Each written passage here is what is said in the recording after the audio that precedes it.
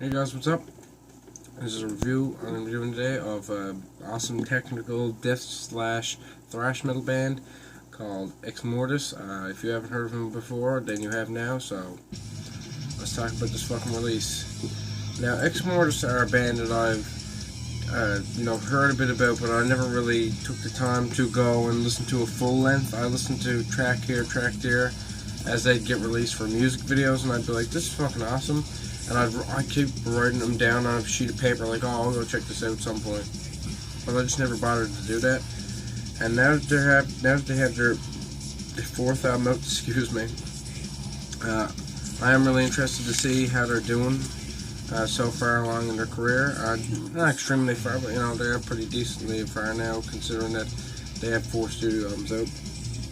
But Ryan Forth is really from what I've heard, I went back and listened to their second last album, like their last album that they put up before this, Slave to the Sword, and they really haven't changed that much. Like, seeing this came out January 8th, 2016, and their last album came out February 4th, 2014, so not even 2 years ago.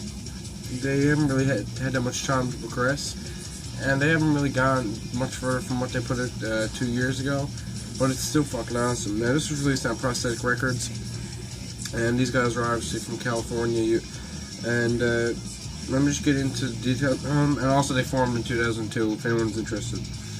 First, the Speed of the Strike, the song we're listening to, and it's just pure technical thrash, and reminiscent of Skeleton Witch, to me at least. And it has that kind of sound where it sounds like Revocation, sounds a little bit like Hexen, sounds a little bit like a little bit of Testament maybe, but they just have like the average thrash sound in them, really. And I really do like their sound. It's just that if you have, like, people might think when I say death thrash that I'm saying like Demolition Hammer, but it's not like that. It's way too more technical than that, and it's way more melodic than that. And seeing this first song, it is really melodic, and it is more reminiscent of like Revocation, Skeleton Witch than it is of Demolition Hammer and fucking like Solstice or something like that. So yeah, that first song is really fucking awesome. Then the relentless, speedy song with a lot of quality to it, and the songs don't leave you bored. You're not sat there like, oh, fucking usual technical shit. It actually has a good sound, and they feel like, the songs feel short, and they leave you wanting more. And a lot of times they do that where they're not completely fucking annoying and long and drawn out. I know a lot of songs do that nowadays. These guys don't really do that as much. You look at For the Horde, more speed, filled death thrash, and the solos are really immaculate. Like, sometimes they kind of seem a little bit over the top, but when you realize what's going on, like with the vocals and the drums, you realize that they're pretty much doing what they need to do. And then you move on to a song like, Let Us Roam. Like, Let Us Roam is an awesome song with technical playing that leaves you just wanting more of their music, and it's really headbangable. And I gotta say, a lot of this, I can see this being really fucking hard to play live, and I can see it be really, really fun to see live. And then the next is Black Sails.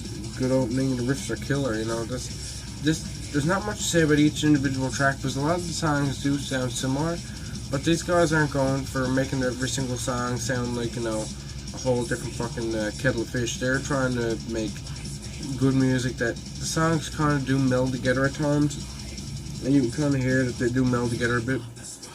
Next is Hymn of Hate, track 6. Ripping and melodic at times and fast, just ass-kicking. And a lot of riffs, like, they do kind of remind me of, like, melodic death metal in the way of Carcass's artwork. Now, that might sound a little bit weird, but that's what I kind of hear. So, yeah. Then we move on to A Passion. I'm going to try to pronounce this, but I'm probably going to fuck it up. Passionata, or A Passionata, or whatever. Instrumental. Really good instrumental. It kind of showcases what kind of musical talent these guys have. If you haven't heard them before, this really will give you an example of what they can play. And then that just moves directly into Death to Tyrants. More the same, really awesome chorus, really catchy, really fucking punchy kind of sound to it. and it just leaves you wanting more. Every time I hear one of these songs, I just kind of want more of each song, or just a longer length of the album. And the last song, Far and Ice, same deal, you know. It has that really fast sound where you just want to headbang the whole way through, and you just want to fucking rip shit up. Simply, this is exactly what the genre these guys are labeled with states. You're getting some technical, melodic, thrash, death metal. You know, it really does sound exactly what that genre labels it as, and it's really good. You know, it's not really boring. It's not fucking overplayed. You know, you're hearing thrash metal done in a different style, where it's not just like, you know, fucking Municipal Waste copy band number 72, and this isn't like Revocation copy band number 78. Like, you know, these are fucking individualistic kind of songs that sound really, really good. And, you know, the artwork on this album, if you haven't seen it, it's like their other artwork. It has like, you know, fucking epic kind of themes to it.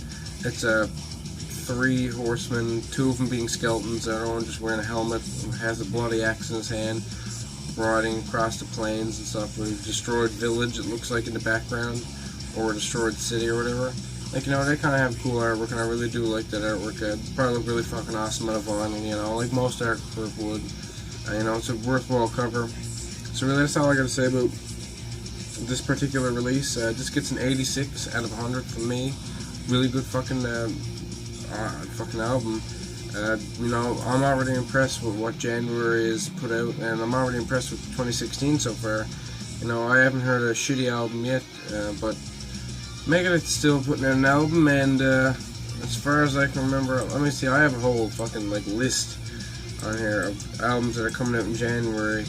Varg is putting out an album. I don't know what I'll think of that. I haven't listened to it yet, obviously. It's not available for me to listen to. Abortus put out a new EP. That's probably going to be pretty sick. Venomous Concept got a new album. I've got to listen to that. But really, I'm excited for January. There's not much coming out in January that I'm not excited about. Tribulation's putting out an EP, but that's just a bunch of like backtracks. Abat's putting out their debut.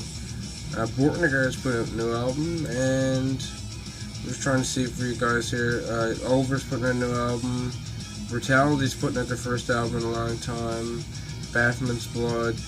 Ketzer, that's another album that's probably going to be disappointing to a lot of Ketzer fans. But, what can you say? This is all I got to say about this album. 86 out of 100. Really awesome, technical, melodic, thrash, death metal, blah, whatever you want to call it. I just call it really fucking awesome. So, check out Exmortus if you haven't, and peace fuck out.